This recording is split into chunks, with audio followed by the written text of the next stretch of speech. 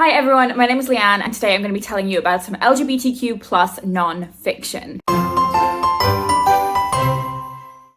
So if you're watching this video on the day it comes out, it is Pride in both London and Dublin, the two cities that are most close to my heart. I think it's obviously so important to not only read books from marginalised communities in the months that celebrate them, so reading queer books during Pride, but I think it's also important to focus your attention on those groups and your reading throughout the whole year. So I have a mixture of non-fiction books that I have read and some that are on my radar to read in the future. There are a range of experiences covered in these books, but it is by no means exhaustive. The queer experience is so broad and vast, and it can intersect with other marginalised experiences in countless ways. So this list certainly isn't exhaustive of all of the different experiences that are out there. It is just a collection of some of them, and there are definitely gaps in my queer reading as well. So if you have any recommendations from me, if you want to add a recommendation to this list, please do leave me a comment down below. But I'm going to start with the books that I've already read. The first of those is All Boys Aren't Blue by George M. Johnson. This is George M. Johnson's memoir sharing their experiences of growing up both queer and Black in America, and I find it so interesting reading from perspectives of queer people from countries that I'm not from, because you really get to see how there are so many similarities but also differences in how people have experienced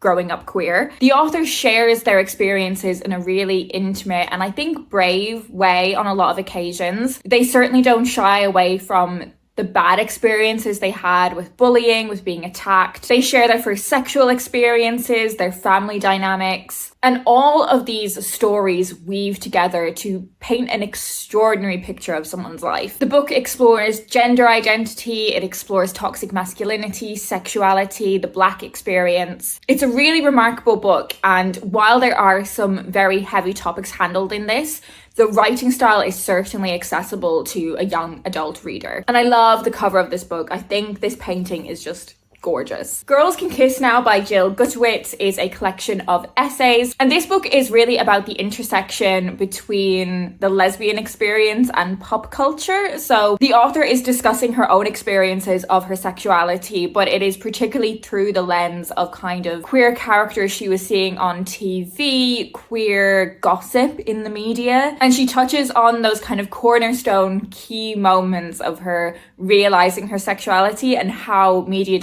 depictions of women who love women impacted her own understanding. So if you are someone that found Orange is the New Black really formative, if you were obsessed with Santana and Britney in Glee, if you are fascinated by gay lore conspiracy theories, then I think you would really like Girls Can Kiss Now. Life as a Unicorn by Amrou Al-Kadi. So this is another memoir that looks at someone's upbringing up to their adulthood and explores their sexuality through that lens of growing up. In this one, we definitely get a sense of someone who has divided ideas about their selfhood and who they are when they have intersectional identities pulling them in different directions. It's the author's search for belonging as they grapple with being both a God-fearing Muslim, but then their progression to becoming a drag queen. This book also has one of the most powerful depictions I've seen of someone who has immense patience with other people's prejudice towards them. The level of understanding and empathy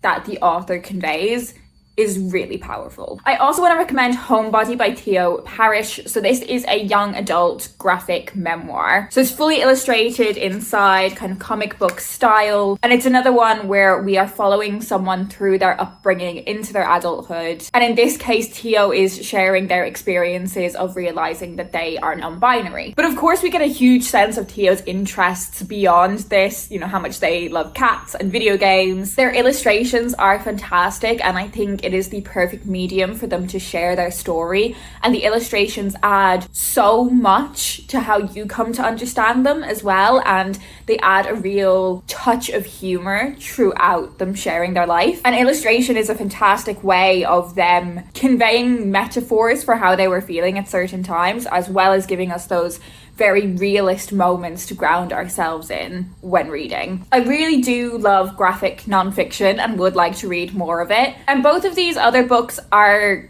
quite different to this, but I do think if you enjoyed like Alison Bechdel's Fun Home, or if you enjoy the Heartstopper series, you would like Homebody. Okay, so now into some of the books I haven't read yet. This is Too Much by Tom Allen. I think this is Tom Allen's second memoir. So he is a comedian based in the UK. I find his comedy really funny. Like, he kind of plays up to a sense of kind of poshness, but in a really kind of ironic, tongue-in-cheek kind of way. I think he's really funny. This is about Tom entering into a stage in his life where he feels really settled. You know, he's got the house with the garden, he's married, he really feels like a proper adult. But in 2021, Tom Allen's father passed away, and this book is about his experiences of grief in the aftermath of that, and in many ways is an ode to his dad. It's a book that explores the complexities around feelings of grief, and I certainly know that there are so many moments of funniness to find in those experiences of grief. So I do think this is one I'm going to find really personally impactful. By the way, The Bisexual Guide to Life by Lois Shearing. I mean, this one is pretty like what it says on the tin. It is an exploration of specifically the bisexual experience. It's essentially a manifesto for bisexual people. Now I'm going to get personal for a minute. Sometimes I say that I'm bisexual, and sometimes I say that I'm queer. And I think I feel a little bit more comfortable with the word queer. It just feels a bit more like fluid and loosey-goosey. But if I want to make something really like simple for people, I say bisexual, because it's a term that generally most people know what it means now. But I think this book will prompt me to really think about why I don't feel fully comfortable in that bisexual label. Like, what is it about it? Is it because there's certain connotations with it, that it's loaded? I've had experiences of biphobia from lots of different groups of people. So whether that's straight men or straight women, or indeed other queer women. I faced experiences of bi erasure because I don't look like the stereotype of what people think a queer person is. So I think this book will be really valuable reading in me coming to understand myself in a greater way. A Girlhood, A Lesson to My Transgender Daughter by Carolyn Hayes. So I think this is going to be a really fascinating book because it's from the perspective of the parent of a trans person. This book is essentially a love letter from mother to daughter, and it portrays the experiences the family went through in supporting their daughter coming out as trans. That's really a perspective that I've not heard loads from before. You know, I've watched TV shows or read books about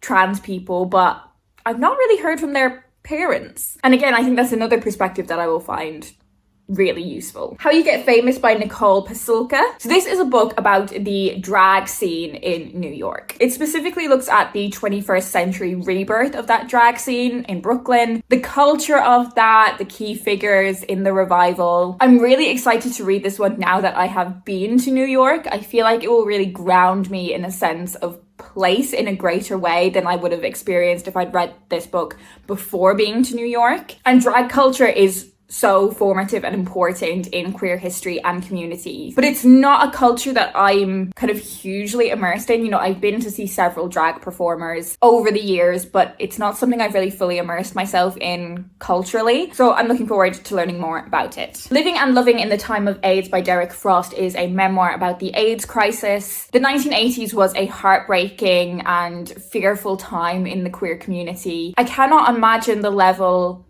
of fear that would have been felt by gay men in this time. The closest experience I probably have to compare to it is like during COVID lockdowns and stuff. And that was hugely scary, but the AIDS epidemic particularly targeted a marginalized group of people. It further added to how people were shunned by society, the prejudice that people had towards gay men. Just a hugely horrible time, and I can't imagine what that would have been like. When I first got this book, it published around the same time as It's a Sin was on TV, and that show broke me. So I just didn't feel able to read this book, but I really, really should. And the final book I want to read is The Gender Games by Juno Dawson. So I have read a lot of Juno Dawson's fiction books, whether that is young adult books or adult novels, and I absolutely love her writing. I think she is a brilliant writer. Everything that I have read from her, I have loved. But this non-fiction book has been out for quite a few years now, and I just haven't picked it up yet. This is Juno's exploration of gender, as she says, from someone who has been both